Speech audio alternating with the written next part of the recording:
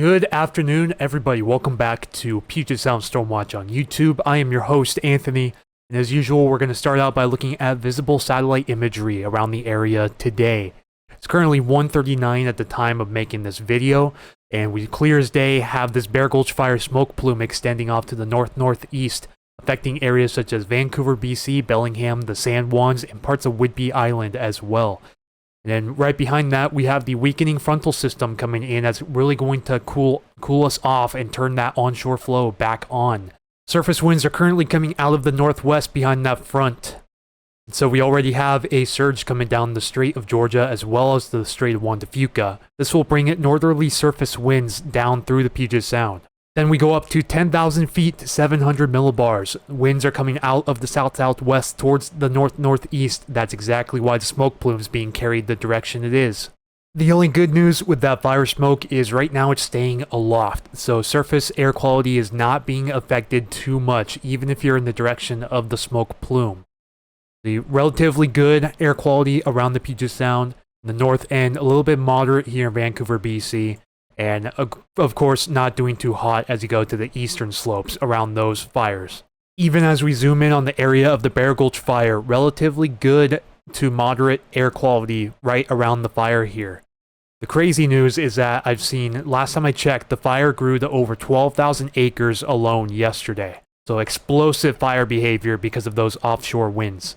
As a matter of fact, as I go over to watchduty.org, this has refreshed way faster than the WFCA fire map that I usually use. It already has the Bear Gulch fire at almost 16,000 acres.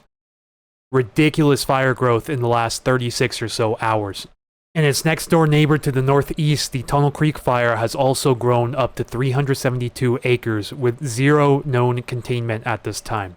Now we go and look at the maximum wind gusts recorded yesterday with those easterly winds. So it appears that most of the models underperformed this event, in exception of a few areas. We had a wind gust of 56 miles per hour down here near downtown Enumclaw yesterday. 41 miles per hour here in the Langley area, 45 in Riverbend, Tanner area outside of North Bend. 40 miles per hour at Chinook Pass, 50 miles per hour near Crystal Mountain, 45 miles per hour at Sunrise. 44 miles per hour just a little bit to the southeast of Greenwater. And outside of that, for the most part, wind gusts only between a few miles per hour to upwards of 30 miles per hour. Maybe a few 35s here and there, but 32 here at Olympic View and Federal Way. 26 miles per hour at Point Robinson, 25 at SeaTac. We were supposed to have stronger winds up here in the area of the Stevens Gap, but the models did not initialize that very well, so wind gusts were underwhelming compared to what models were showing. See, only 23 miles per hour at Stevens Pass, 23 Skykomish, 22 in Grotto, 15 miles per hour near Index. Then as we look a little farther to our south, 50 miles per hour in parts of Skamania County, 48 Clark County, quite a bit higher down here in the Portland metro area with the outflow from the Columbia River Gorge. We had upwards of 31 miles per hour in Astoria city limits, 30 miles per hour in Ocean Park, 38 in the Willapa Hills area, 43 in the area of Glenoma, just southeast of Morton, and a lot of lesser recorded gusts around most of western Washington. Then we go and check out the maximum recorded temperatures around the Sound yesterday, and boy was it a scorcher. Let's ignore that 108 here near Kent, that's an outlier. 98 on Mercer Island, that might be on the edge of outlier status. However, the general trend was upper 80s to mid 90s all around the immediate Puget Sound area. The farther north you got, away from those outflow winds through the mountains, the cooler it was. See, a lot of 70s, some 60s out here in the water, but it mainly stayed in the mid to upper 80s around the inland areas. Pretty toasty around the coast here, 87 in Forks, but only 76 in La Push. Then the farther south we go, inland here on the south end of the Olympics, 95 recorded here, 67 way out at the buoy, 89 in Ocean Shore city limits, 87 at Westport, 87 near Tokeland, 94 here in inland Lewis County.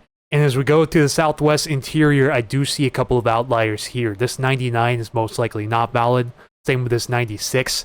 Otherwise, a lot of low to mid 90s here in the Chehalis Valley and the Cowlitz as well. So overall, we saw underperformance on the gap winds, but we saw dramatic overperformance on the forecasted temperatures. Shifting gears to take a look at some weather models, we're going to start out with the HER 3KM, the new 18Z run at 11 a.m.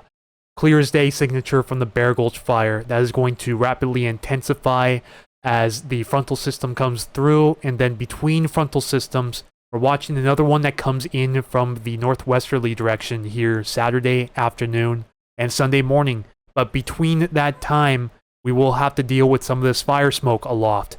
And notice how a lot of the smoke gets carried down towards the south and southwest as we go into Friday morning.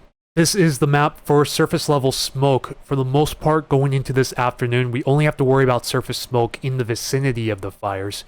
But then watch what happens as we go into tomorrow and then later on Friday. This fire smoke begins to spread around parts of the Puget Sound, so we will eventually have a slight air quality degradation going into Friday before the next front comes through. The NAM 12KM shows this front coming out of the northwest and affecting parts of the coast as early as 5 p.m. on Saturday, and it inundates a lot of the Puget Sound area with rain by the time we get to 11 p.m. An extremely similar solution is shown on the European. These are 3-hour rainfall amounts.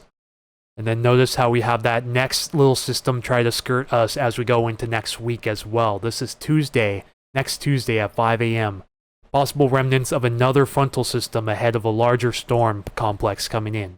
Zooming in to take a closer look, this is between 8 p.m. and 11 p.m. on Saturday. And 11 p.m. to 2, start to get some heavy precipitation on the west flank of the Olympics. Some precipitation moving into the areas of the Bear Gulch and Tunnel Creek fire as well. 2 to 5 a.m. Sunday, heavy rain still over the Central Olympics, as well as some heavier precipitation up here in the North Sound area. And then 5 a.m. to 8 a.m., a lot of precipitation around the lowlands, up to 0.37 inches in 3 hours here at McCord, 0.28 in 3 hours at Olympia, and so on.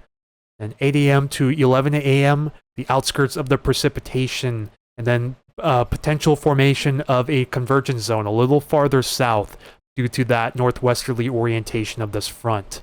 But that convergence zone will eventually begin to fizzle out as we go on into the afternoon time. And then just like that, the rain's done. Looking at winds at 2,500 feet above sea level. See, we have those northerlies begin to pick up around the Puget Sound after this front comes through. And then northerlies sustain themselves through the Puget Sound until this next frontal system begins to come in on Saturday. And we return to that rapid onshore flow, winds coming out of the southwest at 2,500 feet. And really, really strong onshore flow winds ahead of that front. The clear as day wind and rain shadow signature coming up over the Olympics, Whidbey Island, San Juan Island, and vicinity.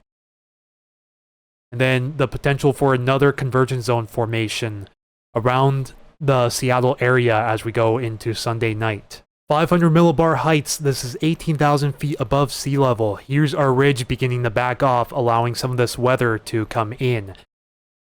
And as we go into the weekend, there's our upper level trough that's bringing the frontal system through. Ridge tries to reestablish itself as we go into next week. It really tries to reestablish here. I feel like this is looking too far out in the fantasy land at this point. Let's take this with a grain of salt.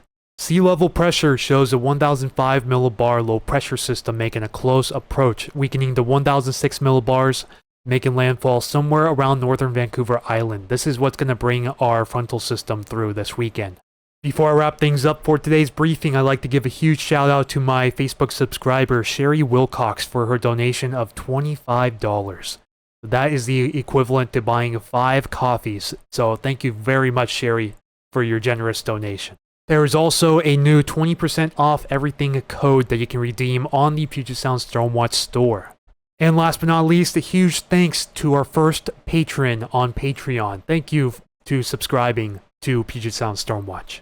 Thank you again, everyone, for tuning in to Puget Sound Stormwatch on YouTube. My name was Anthony. I will see you guys hopefully tomorrow. Have a great day, everyone, and take care.